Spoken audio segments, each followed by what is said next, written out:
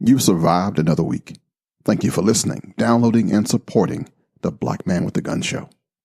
This week, I'm going to ask you a whole bunch of questions of what if.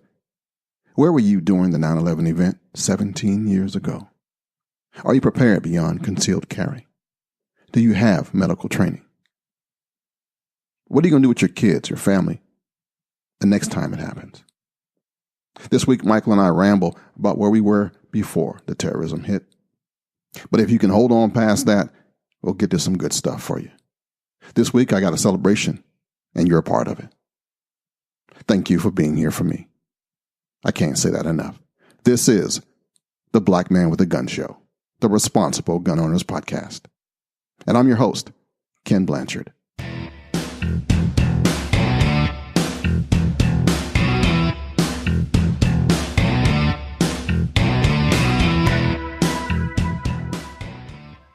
This week, I celebrate two things. One, you. Thank you for being here with me. Thank you for being a part of my life. Now, I know I might say something close to that every week, but let me tell you why that means something.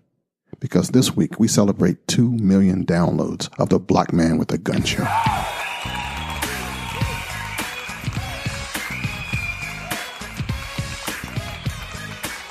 That means you're a part of this. You helped make this happen. You've been downloading, sharing, listening, talking about it, making, I don't know what you've been doing, but you've been helping me out. I would have quit this thing long ago if it wasn't for you. Thank you so much.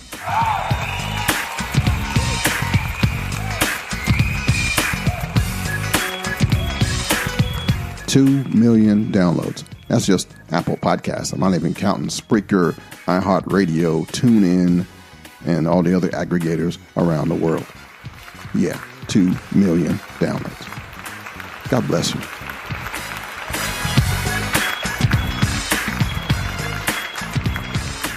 And you know how we do. To make sure that we're all on one accord, John Wayne will lead us in the Pledge of Allegiance. I pledge allegiance to the flag of the United States of America and to the republic for which it stands, one nation, under God, indivisible, with liberty and justice for all. This fall, I plan on going up to the Northeast to do some shooting with some buddies, and I need like 500 rounds of ammunition. If you need some ammo, check out ammo.com. And if you use ammo.com/Black Man with a Gun, you can save some money, like $20 off of your $200 order, using ammo.com/Black Man with a Gun. I want to take you back now, 17 years ago, to a Tuesday morning in 2001. There were 4 coordinated terrorist attacks by an Islamic terrorist group known as al-Qaeda. Killed 2,996 people, injured over 6,000 others. 4 passenger airlines operated by 2 major U.S. passenger air carriers, all of which departed from airports in the northeastern part of the United States bound for California, were hijacked by 19 al-Qaeda terrorists. 2 of the planes, American Airlines Flight 11 and United Airlines Flight 175, were crashed into the north and south towers of the World Trade Center. Within an hour and 42 minutes, both 110-story towers collapsed. Debris and the resulting fires caused partial or complete collapse of all other buildings in the World Trade Center complex, including the 47-story 7 World Trade Center tower, as well as significant damage to 10 other large surrounding structures. A 3rd plane, American Airlines Flight 77, was crashed into the Pentagon, which just happens to be the headquarters of the United States Department of Defense, in Arlington County, Virginia, which led to a partial collapse of the building's west side. The 4th plane, United Airlines Flight 93, was initially flown toward Washington, D.C., but crashed into a field in Stonycreek Township near Shanksville, Pennsylvania, after its passengers stopped the hijackers. 9/11 is the single deadliest incident for firefighters and law enforcement officials in the history of the United States, and people are still leaving out of here. Today, this week, we honor them and ask you to be prepared. Michael J. Woodland of M-W Tactical. How you doing, brother? Doing great. Another great week. Another week ahead of us that will be greater. But the reminiscing of what took place, like you said, 17 years ago, is something that everybody remembers and something we truly will not forget. I was walking, looking at my, I can still have the pager that I had back in the day. This is before cell phones were big. And I had a high-tech pager, man. It had text messaging and stuff on it. And I got a message on it that something was happening in New York. And I was actually in a class. I had just managed to move from uniform branch to protective detail to I was making my bones in the agency and becoming an analyst. And I was all happy about it. I was getting a career path after years of being in there. And it was like my first day in the analyst class. And I rode out to where this place was at. And we're all preparing for that day. You know, it's like going to college almost. So I'm sticking my sandwich in the refrigerator and getting ready for the class. And everybody was in there studying their notes and trying to get themselves together for the first day. They had this giant projection screen television common area. And it says, you know, this plane is flying around New York City. And I thought, man, that's weird. And everybody was just going about their day. They said, oh no, it just hit the World Trade Center. And I thought, oh, it's up. Took my sandwich back out of the refrigerator. And I'm looking at the screen. And it says, it's a second plane. And I'm thinking, what? Yeah, time to go. So I was out the door by the time the second plane hit. Was on the metro, heading home when I got the text message that it went down at Pentagon. And that's one of the stops that we go right past. So they were saying that nobody wasn't going to be able to go up on the Pentagon. And this lady was sitting next to me. She says, that's my stop. I said, well, not today. It's not.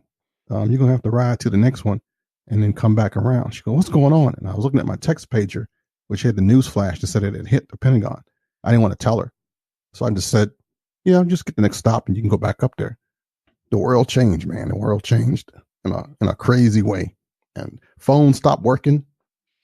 In the nation's capital, they put a clamp down on everything. Only thing that was working was text. And back then, that's when Nextel became like the big thing because you could hit that little chirp. It went through when cell phone towers didn't go. It was a change, I'm telling you. Yeah, I could tell you where I was at and how everything transpired for me. My story goes back 3 weeks before 9/11 took place. Actually, a little bit before that.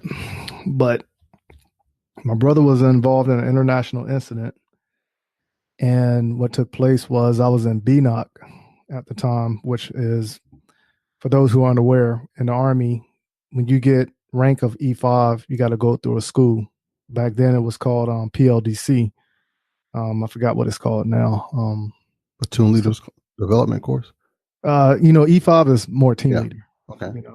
So E6, you're more of a squad leader. And then E7 is when you're a platoon sergeant.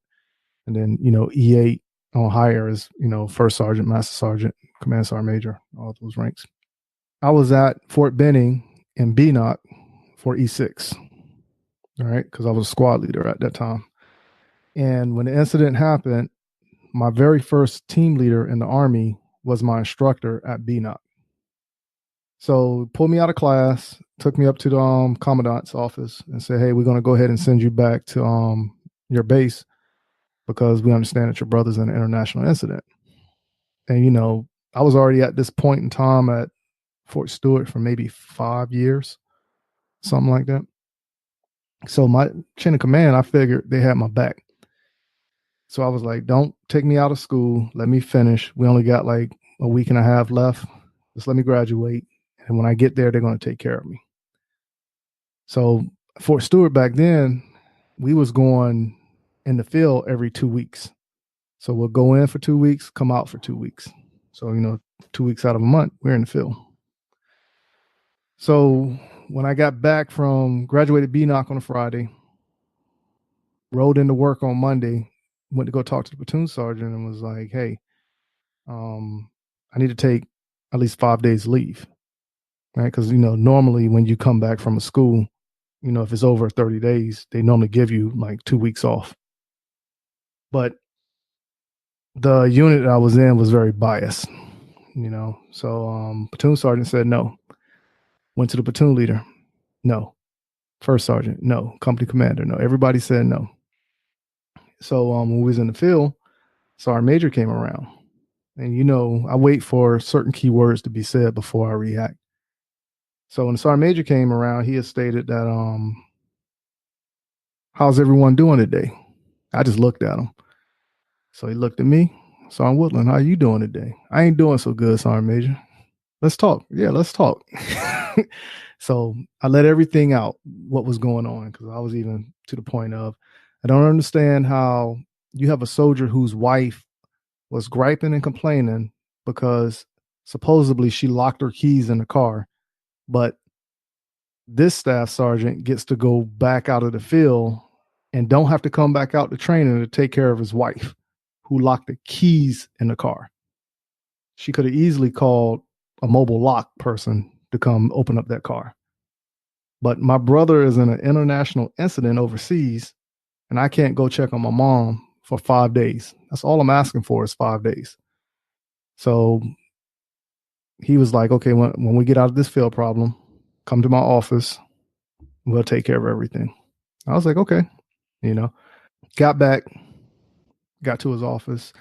And if you know anything about the military, you get 2.5 days of leave a month. So at the end of a year, you actually earn 30 days. When I first joined the military, I wouldn't take leave because we had enough 4 days and 3 days and then federal holidays. I didn't see a reason to take leave. So Sergeant Major gave me the rundown on any soldier that has more than 30 days accumulated leave, he gets in trouble, right? Because you got to be under that 30. And at that time, I had something like 90 days built up. So he had told me straight up, hey, here's what's going to take place. You're going to go ahead and take 30 days leave right now, starting today. You're taking 30 days leave. When you come back, you're going to do whatever for a month, and then you're going to take another 2 weeks leave. And I've always stated, hey, if I earned these leave days, why are you telling me when I have to take leave? If I earned them, I should be able to take them when I want it. All right. And then he was like, well, that's just not how the Army works sometimes. Okay. I'm not going to argue with you. I'm the one that has to be the follower and do what's told. All right. So that 30 days leave started like that. That was Friday when that started. Saturday, I'm already back in Newport News, Virginia. Sunday, I'm up in Washington, D.C., right? And I rode my motorcycle because I took my motorcycle from Georgia up to Virginia and then rode my motorcycle from Newport News to D.C. because I had family in D.C. And I'm riding around, visiting family. Was that Monday morning? I think it was. I was driving back past the Pentagon, right? Looking over from the interstate on a motorcycle. Now, that is a beautiful sight to see that monument sitting there like that. Get back to my grandmother's house. That following morning, I woke up, went in my aunt's room, got on the computer, and that's when the plane hit the building. All right. So I went ahead and called back to my first sergeant and was like, hey, I understand we have a world incident going on right now. We're under attack. What do you want me to do? Right? Because I said, I'm up here in Virginia. I got Norfolk Naval Base. I got Fort Eustis. Do I need to go sign in someplace?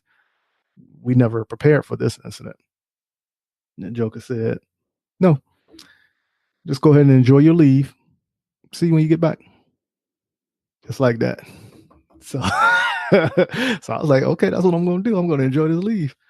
Went ahead, stayed there. My grandmother, she thinking I got kicked out the military because she's like, this ain't right. This ain't right. No, Grandma, trust me. The way everything is shaped out is happening for a reason. Just let it pan out, So I literally stayed up in Virginia for those 30 days. And then when I got back to Georgia, they already moved me to a different company. Mm-hmm. And then, of course, the rest is history. Training continued. Yeah. And we went overseas, Then we went into war with Iraq. Being prepared today. What's some of the stuff that pops in your head about being prepared today as a parent, not in the military anymore, regular dude?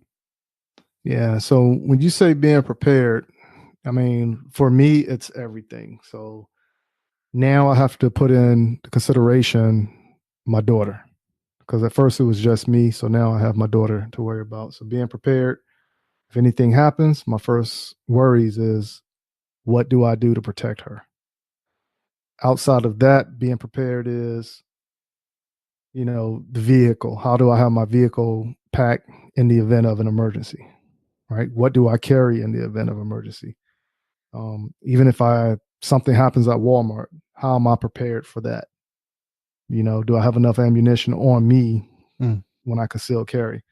Do I have the tourniquet in my pocket that I normally carry, depending on the jeans that I wear? You still carry medical stuff? I still carry it.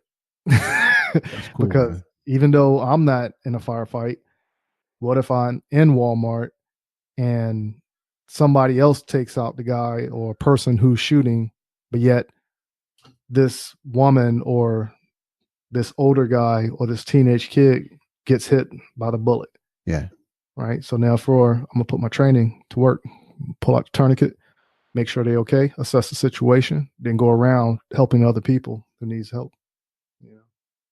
But that's just part of being trained. I just take what I learned and apply it to every day. So everywhere you go should be a means of training, right? Because even if you walk into a McDonald's or Chick-fil-A, how many people actually look around to say, okay, if something happens and if it comes through this door, where would I go? How would I react? What can I do? But that's how my mind reacts. So even if you have your child with you, what would you do in that situation? How would you get them out of danger? How would you prevent that situation from happening? What would your overall course of action be? So there is a lot to think about, but at the same time, there's a lot to think about. You got to understand what has to take place. Yeah. One of the things we don't do real well is plan for longer than a second or two. We're good for the firefight. We're good for the trouble that can happen for an hour. But what if you have to change your living conditions, or you have to just hunker down and stay where you're at for a little bit? What if you have to stay home? It's not good to go out. One thing that I just kind of thought about this week as I was thinking about this subject is that when you're planning for national disaster or terrorism or some incident that makes you have to stay home, what we don't plan on for the most part is sustaining stuff. The cities that are most jacked up are the ones that are prohibitive of guns. So everybody who lives in like New York City, Washington, D.C., Detroit, Chicago, people who live in the city have all the really bad gun laws. Those are also the places where international terrorism wants to hit. So you have to rely on the city, and that's like a no-go. You have to rely on the police, the fire department. That's a no-go. They're going to be taking care of themselves. I can tell you that right now. So if you are listening to this show and you don't have the luxury of living free, I mean, there's a whole bunch of states that have concealed carry. And believe it or not, there's a big difference between that when trouble hits. I give you an example. Food, just food. Think about it just right now. When you're hungry, you just go down to the store and get some food. But if the food truck can't come in for a week, then there's no food if you live in a city. Folks who live in the suburbs, in the country, and not inside those gun-free cities usually have stocked up stuff a bit better than we do. You just used to having food down the street, used to having cafes down the street, used to having Starbucks and Panera Breads and all these places. They won't be in existence during a crisis. So if you live in an urban area, you need to prepare a little better than you have been. I'm just saying. I've always said this, that and people laugh at me when I used to say this 10 years ago. If you can't do anything else, go to your fire department and ask them to put on a first aid class or a first responders class. They'll do it for free. In the event of like 9/11 happening, and it happened to get, the situation was more impactful than what it was. How many people out here actually know how to hunt? How many people know how to skin the animal, to cook the animal? You know, that line gets short then, buddy. It got short real fast, right? But even when you sit here and you start thinking about it, look at your social circle of friends right now. Now, take away technology and then put in survival skills. Mm. How many of your friends legitly can survive? You know what I'm saying? So now, okay, who knows how to do first aid? You know, because when that means come, that's what people are going to start leaning to, people who have a certain skill set to survive. Yeah. You know, so if you don't have a skill set, if you're worthless, hey, you just out of the pot, you know. Go ahead and pay the money to go out here and get the firearms training. If anything else, you can go ahead and pay money and get, you know, survival skills, you know, so you can pay somebody to teach you how to hunt. You can pay somebody to teach you how to live off the land, you know. So either way you look at it, you have a little bit means when it comes to survival. All right. So another thing, something so simple that you can do for survival, how do you actually filter water? How many people can actually say they know how to filter water? I know, right? Yeah. So even when you sit there and you think about it, we take life for granted, right, here in America, right? And there's a lot of people that, you know, they don't really know. So like when I was over in Iraq, I came back with a whole different mindset because I literally saw people living with nothing. Right. Right. So right then and there is like I took a whole different spin on life. Now, overall, when you sit there and you think about it and you look at it, what can you do to prevent something like that in the event of that tragedy happening?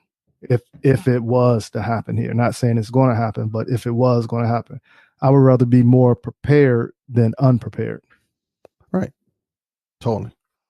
One of the things that you want to always do is just take a look at your situation right now. Even though I'm mumbling some stuff, my voice ain't acting right.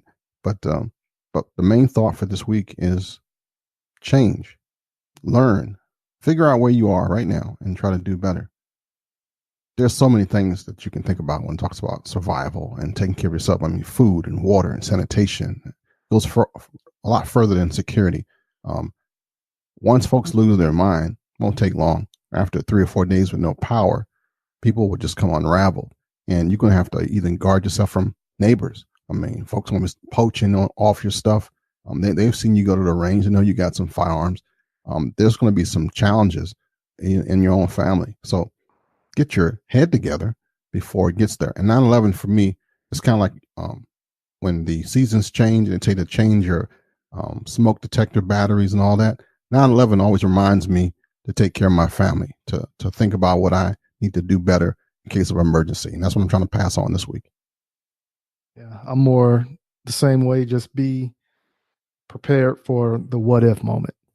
Hey, if you do anything, go pay for a firearms training course. Go pay for some form of a medical course. And if you feel the need to, take some form of a survival course. You know, so either way you look at it, let that be your weekend getaway. Let that be part of your vacation. Because me personally, I've never been on a cruise before. I've been saying for the past 8 years, I plan on taking a cruise. But I would rather take that money and pay for a class, whether it be shooting or some form of a medical class, you know, so I can be better prepared. See, that's good stuff right there. So we just try and drop some stuff in your spirit for this week to just get your head together for the coming year to come. Remembering 9/11 and just a thought, what happened to you? How did it change your life? What happened on that day for you? Did you lose anybody that you knew? A lot of stuff happened. I still had some friends who volunteered after the fact to go to New York and sift through all the trash. And almost all of them have a respiratory issue right now. that nobody even thought that was coming. I mean, they were all happy, and I mean, they got like big plaques and awards for helping out, and everybody they was pitching in, but you did not see that it was. I mean, there's one lady I know, she's a really good singer, but now she has this cough that won't quit, and we know where it came from. Even firefighters and police officers are still leaving out of here 17 years later from the debris and the trash. If you're a first responder, you run to the shot. Usually, you got to make sure that you taking care of you as well. It's very true. Very true. Because that old saying goes, ain't nobody going to take care of you like you. Yeah. And we are those people. We're the sheepdogs. So little thought for you this week. This portion of the show is sponsored by CrossbreedHolsters.com. Crossbreed Holsters has gained national recognition as a maker of the best and most functional concealment holsters available on the market today. Each holster is handcrafted to ensure your firearm is safe and secure while carrying, combined with the best customer service in the industry. Visit CrossbreedHolsters.com.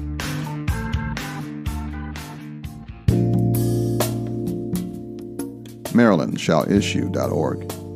It's an all-volunteer, nonpartisan organization dedicated to the preservation and advancement of gun owners' rights in Maryland. It seeks to educate the community about the right of self-protection, the safe handling of firearms, and the responsibility that goes with carrying a firearm in public. MarylandShallIssue.org. This is the group, your group, the grassroots group in the state of Maryland. Join us. No matter where you are, MarylandShallIssue.org. Hey, wait a minute. The party's not over. Mike, don't you got something for us this week? And today we're going to discuss sunglasses from the Cordair Eyewear Company.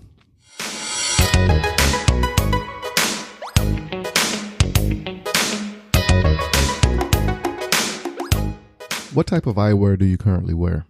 Is there a difference between your everyday sunglasses and your shooting glasses? If that question was asked to me, yes, there is a difference between what I wear on the range and what I use daily. For many, choosing a pair of sunglasses or eye protection might be a difficult task that can be a painful process. Some of the selection choices might deter you, even go against your better judgment of a fashion sense.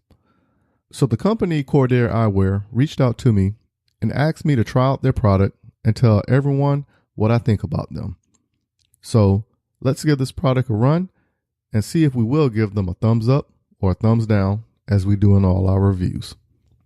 Not knowing what to expect when the box showed up, I figured this would be just another pair of sunglasses that will be based more on how they feel on my face. After opening the box, it was clear there was something different about these sunglasses. Outside of the case that they come in and the microfiber mini bag that can be used for transporting or even cleaning, this is the only thing that is considered traditional with other eyewear companies. This new product was invented by an actual eye surgeon who came up with the concept of the sunglasses. The pair of sunglasses that was sent to me are called the Avant Black Frame and the Copper Polarized Tinted Lenses. The cord is the actual difference to the product that was sent in black. After attaching the cord to the frame, I immediately started wearing this product for the majority of the day. Normally, my usual sunglasses are dark gray tint, but when I'm shooting, my lens of choice is the copper tint. It was a bit different for me to walk around wearing these Cordair eyewear sunglasses for 2 weeks nonstop, but after I got used to them, there was a moment where I did forget I was wearing them. So let's break it down. For the 2-week time period of my test, I wore these sunglasses while working out, doing daily routines, even while doing chores around the house. These are very comfortable while doing a vast number of activities. My pleas are finally answered since that unwelcoming tension around my temples are now not an issue with the Cordair eyewear sunglasses when wearing my protective helmet when riding my bicycle. Even with all the vigorous movements while doing various chores from scrubbing or lifting, not one time did I have to reseat or adjust the Cordair eyewear sunglasses for comfort. Again, half the time I actually forgot I was even wearing them. Some more qualities of the sunglasses are the adjustable cord with the plug-and-play insert into the frame. With the tension adjuster on the cord, you can set your desired comfort level. During the test, I did not have the cord that tight and the glasses set perfectly for me. The lenses are large enough to cover the whole eye, eliminating the low-profile, small look that eliminates protecting the eye region. One that will be great for those in the shooting sport or those who are wanting to wear a hat while doing various activities. Even when wearing a hat, I could pull it down really low over my eyebrows, even with the Cordair eyewear sunglasses. The other option you have while wearing a hat with these glasses is that you could just pull them off of your face and let them hang around your neck, or stretch the cord and place them on your baseball style hat. Another option that works either way. These Cordair eyewear sunglasses are ideal for those who actually wear a hearing aid because now you do not have to fight that tension given by the arm of the traditional sunglasses and will give you an added comfort for your daily outdoor activities. The nose clips were a bit of a concern for me because the first 2 days of wearing the Cordair eyewear sunglasses, there was discomfort where the glasses sit on the nose. The aluminum material appeared to be fragile, but I actually cranked down on it to get it set to the desired position to allow me more comfort for wearing.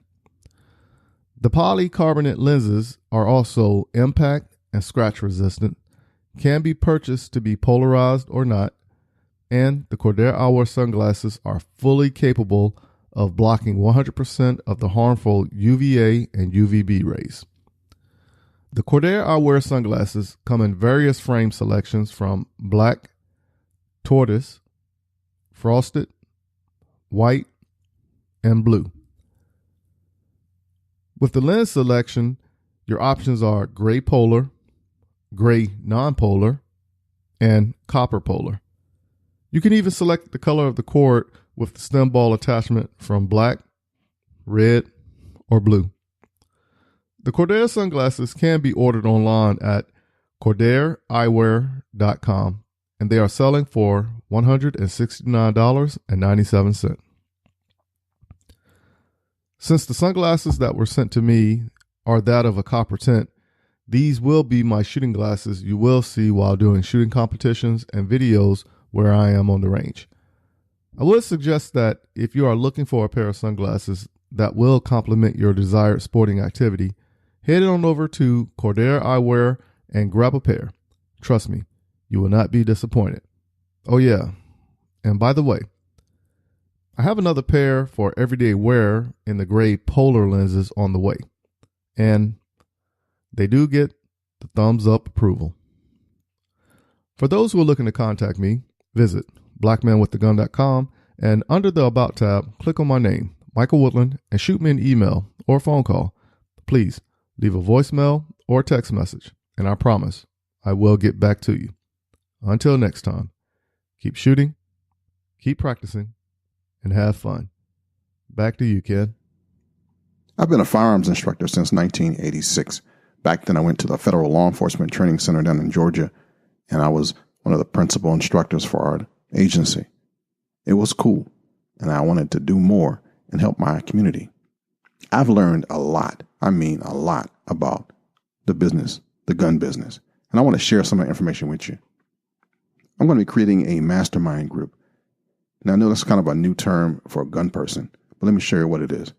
Mastermind groups are something that came out from Napoleon Hill back in the day, like 75 years ago. He's the guy that wrote Think and Grow Rich.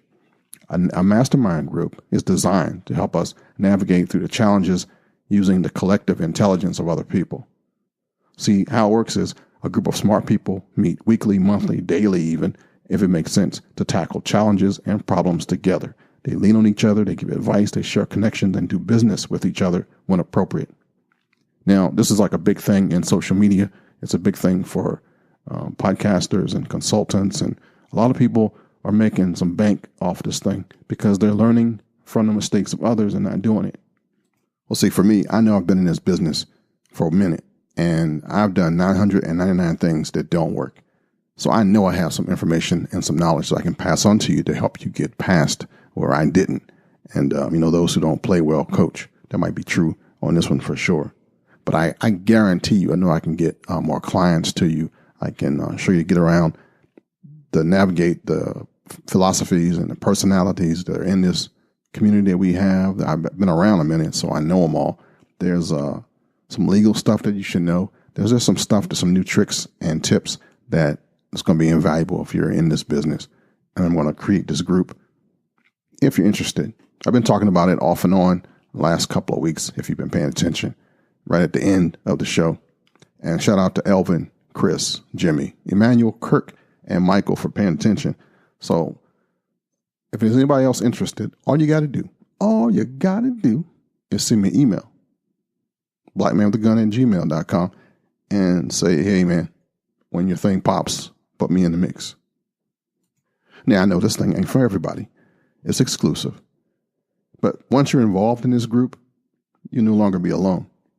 Now, I know we're all mostly A-type personalities, and we don't follow too well on some stuff. But collaboration is the name of the game. You'll find somebody in this group guaranteed that's a perfect fit to work on a project with you. Or maybe the perfect person to help another member as well. Plus, I know I can help you. One way I'm going to extend your network. Yeah. Cross promotion. I'm all over the internet. And you know that's right. I'm going to help you to think bigger. Now, what's taking me so long to put this thing out is that I was fighting myself. I'm a consultant. I've been doing this thing for a minute. I wanted to give it to you for free, but then I thought, folks don't even value stuff they get for free. Am I right about it? So, going to have to charge. I'm trying to figure that out now. So, that's going to cull the herd right there. As soon as you talk about money, only the serious people are going to pay attention. But that's okay, because I want to talk to the serious people, the people that want to make money, the people who don't want to do the 999 things that I did wrong. It'll be an investment, not a lot, because I still love you. I ain't trying to rip you off. But you'll know. You'll know. So if you're interested, blackmanwiththegun@gmail.com is the email. And we're going to get this thing cranking here in a little bit. Small business strategies for entrepreneurs with little or no money. How cool is that? A few years ago, a friend of mine started this thing called the United States Concealed Carry Association. It's an education, training, and self-defense insurance company now. It's for responsible gun owners. You can get complete peace of mind when you join USCCA today. If you carry a gun for self-defense, you need this. It's a whole package: education, training, and self-defense insurance. Call my friend. The number is 1-877-488-8353. And if you missed that, go to the link at blackmanwiththegun.com for USCCA. All right, Mike, got any closing thoughts for me this week? Yeah, I have a few closing thoughts. It's about to get lengthy here for a little bit. All right. So first thing, what I want to do is anytime I talk to anybody on, regardless of whatever my social media platform is, I always tell people, go download the app. Go download the Black Man with the Gun app, where you can stay current with the podcast that's coming up in the upcoming weeks. And you can even catch up on past podcasts if you missed them. So please go download the app if you don't do anything else. If you want to give me a call at 803-250-1256. If I don't answer, leave a voicemail or a text message. If you want to get with me to talk about my opinion on views of topics related to the 2A community. Right? If you're interested in me doing a product review, you can also call me at that same number, 803-250-1256, or email me at info@m-wtactical.com, and I promise I will get back to you. And also let you know, I really do enjoy doing product reviews. So please, if you want me to do something, put the people in contact with me or give a suggestion and we'll make it happen. Every Tuesday, I put a video out and it is a product review. If you want to check those videos out, go to gunstreamer.com, and look up Munitions, Weapons, Tactical. Those same videos are also on YouTube, GunTube, and OogeTube. And And you can find those videos under M-W Tactical. If you haven't done so, go look me up on Facebook and Instagram under M-W Tactical, and go ahead and give me a thumbs up, like, and subscribe, and join in on the adventures that I'm doing in the 2A community. The last thing I want to talk about is we started a community campaign, and it's on GoFundMe, and you can find it under gofundme.com/M-W Tactical. So we are asking people to help us raise money for the campaign we started to get 3 deputy sheriffs into jiu-jitsu training at no cost to them or the department. Right now, we raised enough funds to get 1 officer into the training, but we're trying to get 2 more in. So right now, we're trying to raise $3,000 by October 1st, right? The overall goal is $10,000 in total. And the remainder of that money, where I'm looking to purchase a couple 22 long rifle pistols to start a summer youth camp, and also to encourage people to get out and vote. So again, please go visit gofundme.com/M-W Tactical and help us get to that goal. All right. And I'll make sure I put links to some of that on the show notes. Until next week, this is your friend and your brother from another mother, Ken Blanchard. And just in case nobody has told you this today, we love you, and there's not a damn thing you can do about it. Till next week, shalom, baby.